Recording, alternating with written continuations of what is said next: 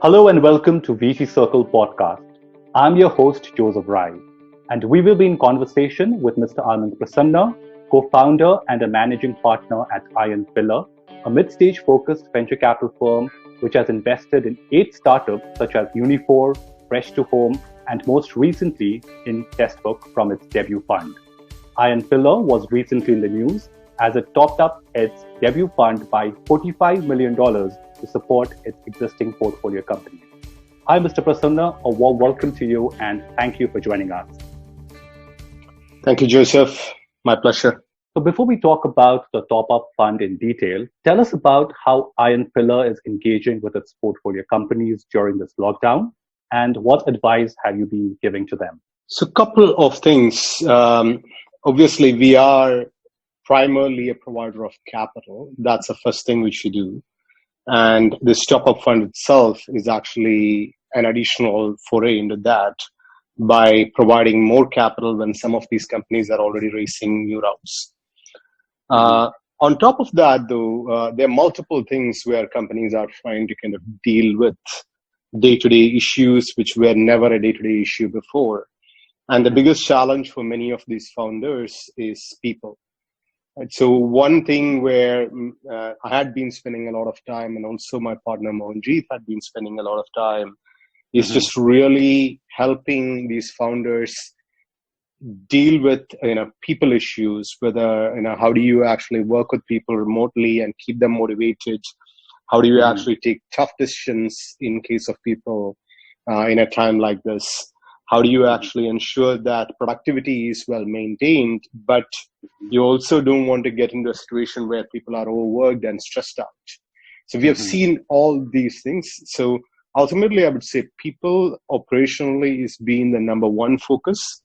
Number two, there had been also, infrastructure related issues which have come up quite a lot, mainly because of multiple forms of lockdowns.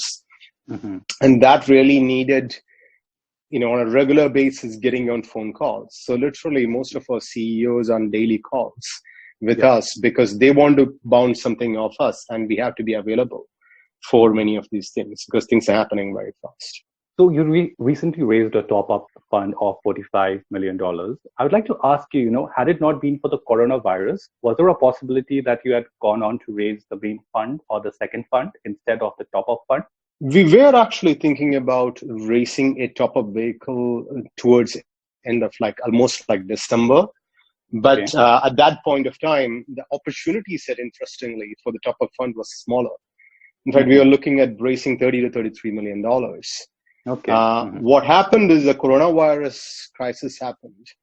And some of our companies started hyper-growing because of the crisis. So they saw this as a great opportunity to grow and be profitable also faster because of the scale which they were in. And we said, okay, fine. If you want to go for that, we are ready to help you with even more capital on top of what you're raising. That is why we upscaled it. But always the plan was to raise a top-up fund before raising it.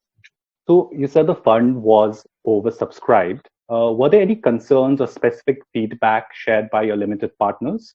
They did spend quite a lot of time understanding more about our Fund 1 companies and businesses. Unit economics was much more deeply dug into, for sure. And what really happened is a lot of people were looking at long-term cash flows and also do the short-term have significant high gross margins. So we were one of the very few firms who were like, if you don't have high gross margin, we will not invest.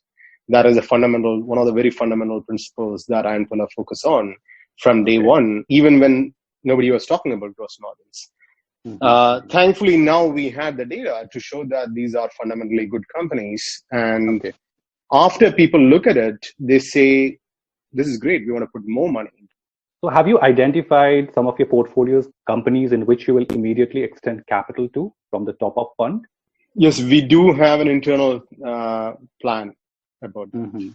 Will we also see some co-investors as in when you put in money into your existing portfolio companies from your top-up fund? Yeah, absolutely. In fact, there is significant amount of capital which is going to come into some of these companies Okay. from Iron Pillar's own large network of investors. We do have a not so usual network of deep pocket investors globally who do sometimes follow us in some of these companies. And at least in currently, as we speak, we do have a situation where probably our fund will invest X, but our friendly investors could invest another, probably double our investment amount. And then obviously there are some large global institutions who are independent who are leading that round. So it'll be like a combination of new marquee investors, Iron Pillar, and some of the co-investors we bring in alongside. But are there some portfolio companies that you are more worried about than some of your other portfolio companies in your basket? Absolutely. Not everything is in the same place. That's very clear. But thankfully, we don't have any situation where we think that a company is going to be out of cash within the next 12 months or so. That is actually a great place to be in. And beyond that, there are some aspects where parts of the businesses are shut down because manufacturing is shut in the country. So things like that you cannot do. You have to just write it out. And we've also been hearing about layoffs at some VC-backed companies. What are you telling your portfolio companies specifically about layoffs? Look, we don't have any company which is laying off at this point of time. That's something which I can tell on record. We also tell our founders that unless you see permanent business impairment, or you're completely out of cash, which is fortunately not the case in our portfolio, you should not be laying off at this point of time, because people do remember. And, you do have to actually, people are your biggest assets, and you do have to take care of that asset, especially in times like this, because this is not a market where people can go out and take a new job. So that should be the last effort. And if you start laying off just as a first trigger, this could actually long-term affect the culture of company. Do you see some of your portfolio companies pivoting into new business opportunities? Yes, absolutely. We do see that, and we also do see new geographies where they are diversifying into. All right. Can you give some examples at the moment, or is it still on the works right now? Some of these are actually board level conversations at this point of time. So unfortunately, not in a position to publicly discuss. Sorry for that. Okay, cool. Give us a sense of, how exits is going to pan out for the industry this year. I think this year is going to be definitely, this year or at least next 18 months probably could be definitely slow for exits, which is a matter of concern. We are hoping that two things could probably offer a little bit of a better outlook towards that. One could be the government's announcement and plans to allow Indian private companies go public globally. Because global markets seems to have reasonably good liquidity given all the QE which is happening all over the world. And the second thing is there is, it's not all, but there is a specific set of strategics whom we do talk to, who are looking at this opportunity and saying, hey, this is a great time for us to probably take a 10-year or 15-year call on India. You saw Facebook's investment into Jio, for example, right? So there is opportunities in that bucket also. And finally, I wanted to understand from you, what kind of startups do you think will thrive in a post-COVID world? So we are very boringly fundamental investors in this business. So I would say it's always the same, which somebody like Jeff Bezos always used to say in all his letters. It's cash flow. It's long-term cash flow. Right? If you are building a business which is focused on building long-term cash flow on a sustainable basis, you would thrive. Investors are smart in venture capital space, and there is enough capital available. If you can prove that the business actually is really going to make money long-term. And it's not on hope and prayer and changing business models every 6 months, right? It has to be very fundamental, where you can actually, like what probably an Amazon have proven earlier, or a Pinduoduo in China have proven. It's like, or Meituan have proven, you can break even, or you can actually make your largest market profitable.